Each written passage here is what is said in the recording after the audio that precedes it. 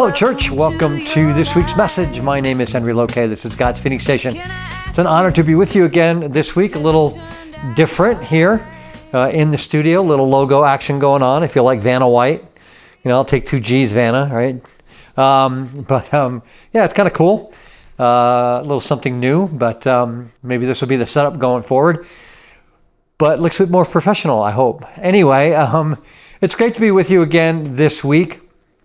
As we continue in the book of Isaiah, it's probably going to be the last message on Isaiah this year.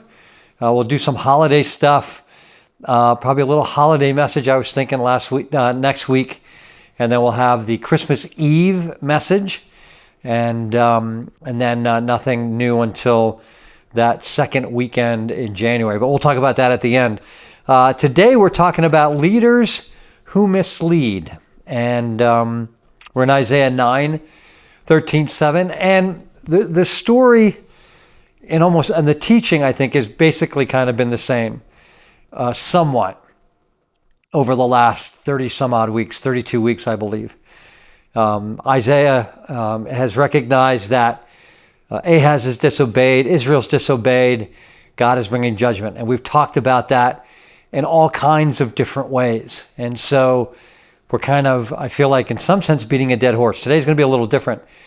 But I think it's important to stay here. I had a brief thought this morning of, do we just abandon Isaiah at the beginning of the year?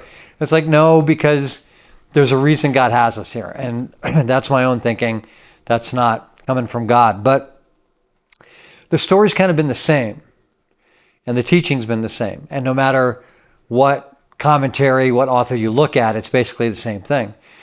But I think it's important because, again, it's showing us that what's happened in Israel is happening again now. And it's happened over and over again throughout history. And so it's important for us to see it, to read it, and to talk about it. And we're talking about leaders today. So we're going to talk about things, I guess, political, somewhat, but not in the way that everybody talks about things political. Okay, we're going to talk about it as it applies to the Bible, and as I see things, and as we've seen things on social media lately. And for those who don't have a Twitter account or whatever, I do the social media scrolling through, so you don't have to.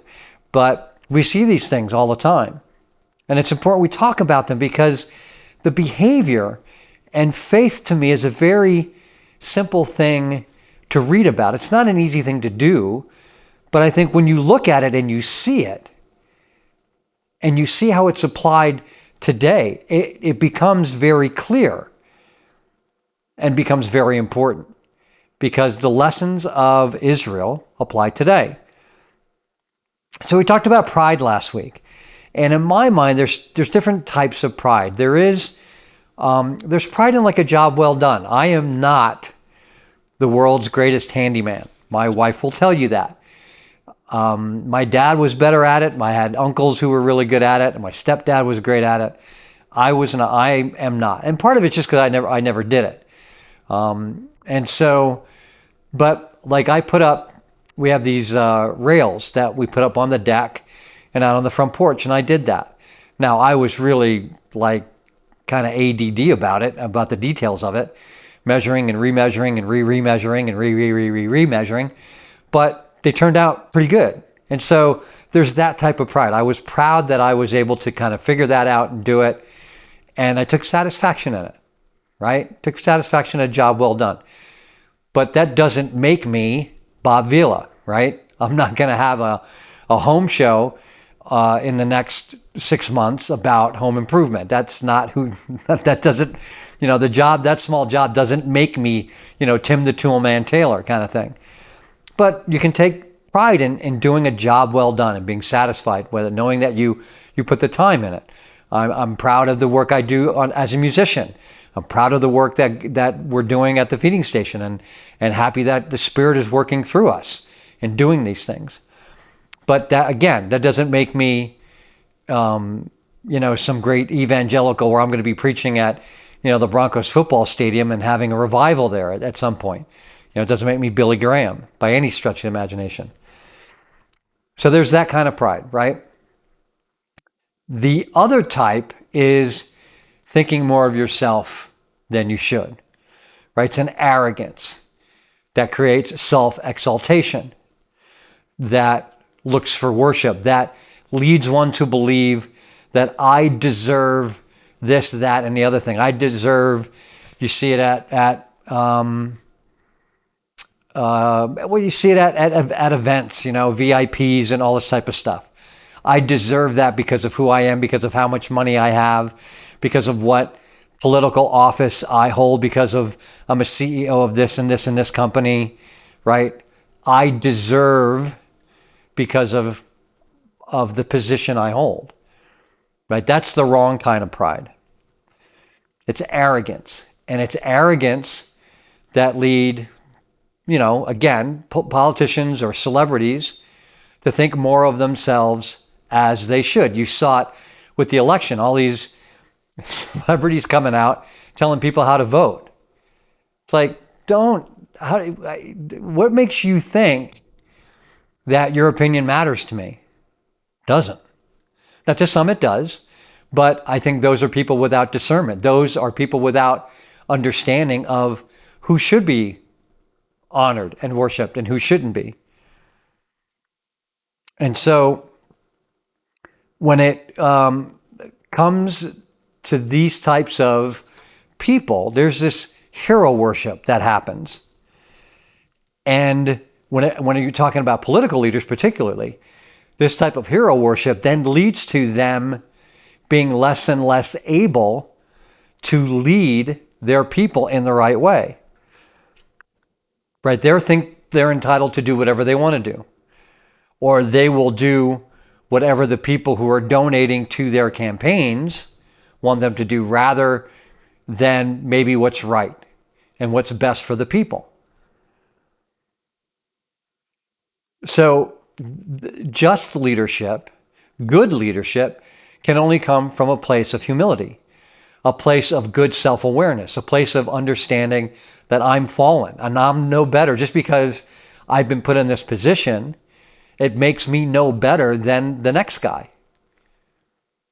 That can lead to good leadership, because there is a thing of then a desire to know, a desire to do what's best, a desire to seek God's will, which will lead to good things, which will lead to good leadership.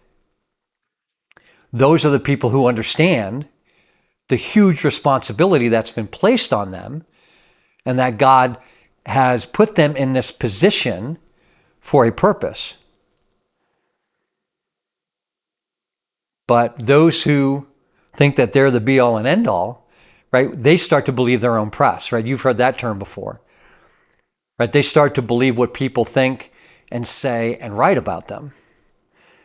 And it turns into a little bit of, again, hero worship. And what happens then is, or it leads to just a desire for more and more power. You refuse, you taste that power, you don't want to let it go. So what you do then is you will do everything and anything to keep that power or to keep that worship coming. And so they do that instead of looking to God for the direction that they should take for themselves, for their people that they're leading, for their nations. They're more interested in popularity. They're more interested in what's trending, what's social media saying about them, right? The LGBTQ thing. You saw that rampant over the last 4 years. And it's interesting to me, that part of society makes up a very small fraction of the vast population of the world. But yet, at every turn, nations and politicians were pandering to them. Celebrities were pandering to them. And, if you want to go lead that lifestyle, that's up to you. That's between you and God. I will tell you what the Bible says about it, but I'm not going to force my beliefs on you, because I can't change your heart. So I will accept that you're going to do what you want to do. But it doesn't go both ways. right? Who, if somebody who believes in that lifestyle sees this, I'm going to be called names, a bigot, homophobe, whatever, right? A lot of name calling, a lot of violent reactions. And again, they make up a small amount of society, but yet they get a lot of play. I mean, how many more LGBTQ type days and rainbow flags and months and, pride weeks and all this kind of stuff do we need? So the result of this then, right? So now you have these leaders who go about these things. And the thing with the LGBTQ thing is it obviously goes against what God teaches in his word. And so, but leaders pander to this stuff. And what happens is then the nation rots from the top down because of this self-service and self-adulation. They do these things. They declare these things. They get all this praise from this small faction of people, but they continue to pander to it because they're patting them on the back. So with that, let's get into the scripture finally. Verses 13 and 14. The people did not turn to him who struck them, nor inquire of the Lord of hosts. So the Lord cut off from Israel head and tail, palm branch and reed in one day. It's obvious that God's put the people on notice, people of Judah on notice, people of Israel on notice. Very obvious that he's done that. Judgment is coming. It's coming because of their disobedience. It's coming because of their lack of faith, their lack of seeking his way. Right? We've talked about all that. So it's very obvious what's coming and why it's coming. How has Israel responded to that? Nah. Do your worst. We'll figure it out. We'll rebuild. We'll replant. The problem is you're not going to be around to rebuild and replant. That's the issue. But they don't really take it seriously. Right? They haven't turned back to God, which is what they should have done. And so they don't have answers for any of this now.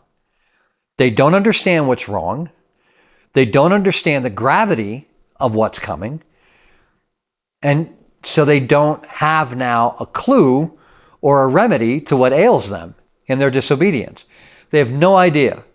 And they have no idea because they choose to have no idea. It's one thing to not know.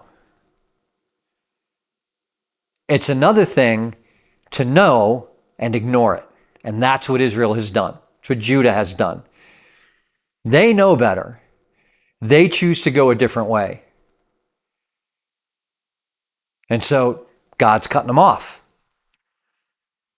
And what they're going to find is when this all starts, there's not going to be any leadership to save them.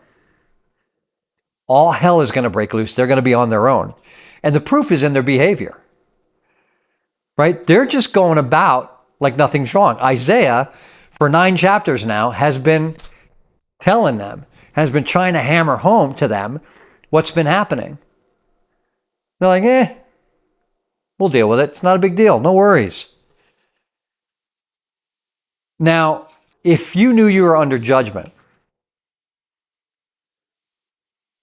what would your reaction be?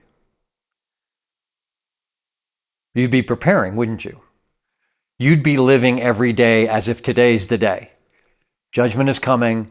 I need to get my act together. I need to get on my knees. I need to be praying for forgiveness. I need to be praying that maybe God will let up a little bit. Whatever. You're trying to intercede for yourself, for your family, for your nation. Right? Judgment is coming. 2 minutes, get your act together. Have a plan. Israel's not behaving that way.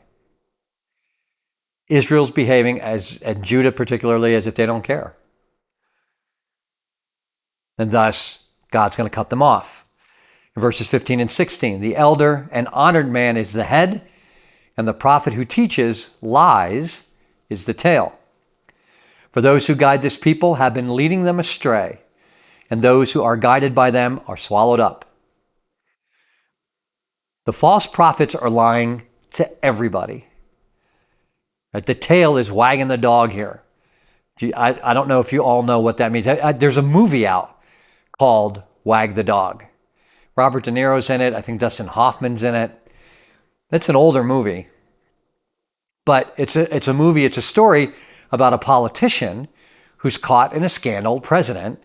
And so he's probably not going to win re-election. So what they do is his people manufacture a war. And this war, they play this war out in the media. I think it's with Albania. So they play this war out, and it's done in front of green screens and all this kind of stuff. It never happens. But the political prophets put this thing together, feeding the media all this bogus information, and the media plays along. And so the tail wags the dog. And their hope is that the president, they'll manufacture this, that the president comes in and saves the day and he'll get reelected. So the prophets are wagging the dog here. The prophets are lying about what's coming. Everything's good. It's all good. Nothing's going to happen. Or if it does happen, you'll be victorious with your army. It's all good. Egypt's going to come, whatever they're telling the king.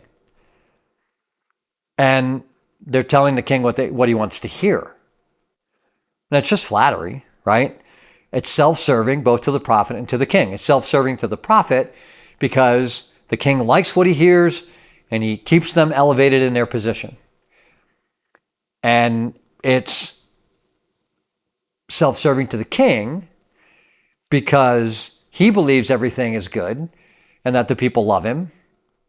And the people buy all this stuff and they think everything is good and they can just go about their idolatry and their disobedience and nothing's going to happen. And so they've been lied to by the prophets. Then the king takes that lie, gives it to the people. People believe it. No discernment. No awareness. There's no true guidance. And this comes into what's happening in this country. For the life of me, since the election, I cannot figure out who's running the country. And again, this does not come from any biased point of view. If you just take a step back, regardless of who I voted for or whatever, it doesn't matter. You take a step back. You look at how our president has been, his faculties have been failing him for a while now. And what's happened? We've been lied to about it. Here we go, right? We've been lied to about it by the press, by his people, by his prophets. And then the debate happened. And it was all laid out for everybody to see. Okay? Just was. And it just is. And there were certain ways that it could have been handled in the right way in the best interest of us and the country. But it wasn't. So he stepped down and the election went the way it went.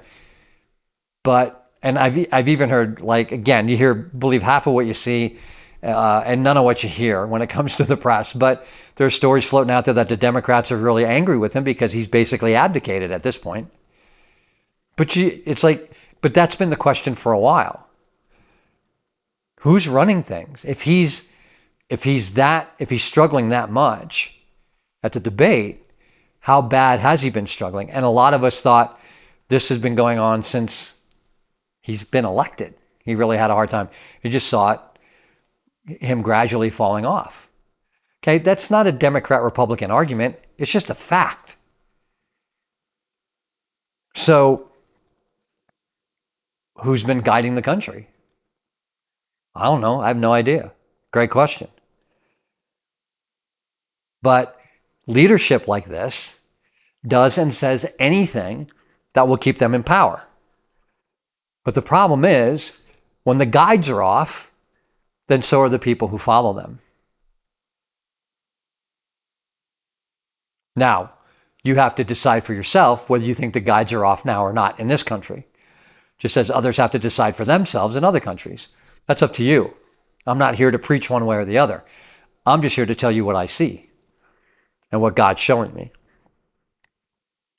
Verse 17, therefore the Lord does not rejoice over their young men and has no compassion on their fatherless and widows. For everyone is godless and an evildoer, and every mouth speaks folly. For all this anger has not turned away, and his hand is stretched out still. The corruption's so great, they've cut themselves off from God. There's no help from God for the warriors, as there used to be. Right? He does not go out before the armies as he used to, you can read about in his word, how he helped Israel fight their battles in their past. He's not doing that now. Why? Because of the way they're behaving, they've cut themselves off. So God does not go out and fight for them. There's no help. There's no aid for the oppressed, the widows, and the orphans. Because the warriors are going out, the armies are going out, they're getting their butts kicked. And so there's no one now at home to help those who are in need. And again, a fish rots from the head down. So this decay is seen now filtering through all levels of society. And again, it's one thing to make mistakes. We all do that. I do that. I did it at the beginning of this series. I was lumping Judah in with Israel, two separate nations at this point. Had an issue of correction. There's one thing to make mistakes. Everybody does. We're fallen. It happens. But it's entirely something else to latch onto something that is untrue, to know it's untrue, and to pass it off as truth. And again, I will take the trans argument. Men cannot become women, and women cannot become men. I don't care what you say. I don't care how you feel. I don't care what you think. You can't change your sex. I've given this example before. We all die. And I can say I'm a woman, I will die, and if they dig my body up and they do the DNA tests, they're going to find out I'm a guy. I was a guy when I was alive. You can look at, again, just skeletal structure and know from looking at certain parts of the skeleton that that's a woman and that's a man. But this is what's preached now. Men can have babies. No, sorry, you can't. You can, yeah. I get on the soapbox because it drives me crazy. It's exchanging the truth of God for a lie. And I'm trying not to get angry about it, trying not to yell about it. But this is what it is. You can take as many hormones, shots as you want, and you can cut off as many body parts as you want. If you are pregnant, you're a woman, because only women can give birth. That's the way it is. There's no argument there. So all these pictures of people, guys with beards, they're not guys, they're women who've been surgically altered and have taken hormones, so now they're growing facial hair, but they're still women. Because only women can get pregnant and have kids. But this is what gets passed off as truth in today's society. So it's one thing to not know. As I said earlier, it's another thing to know and lie about it and not care. And so Judah had that problem. Israel had that problem. We have that problem. Other nations, other civilizations, other societies have had these problems all throughout history. It doesn't change. We are who we are. But this is why we have to talk about this stuff. And why I bring up the politics and all these societal issues, because this is how it pertains to what we're doing today. And it all leads to the fact that we need God to lead. Because the fortunate thing for us is the God who punishes is still the God who saves. The God who provides a remnant. The God who keeps the door open for repentance and turning back to Him. Same God. And a God who's willing to lead if we're willing to search Him out and be led by Him.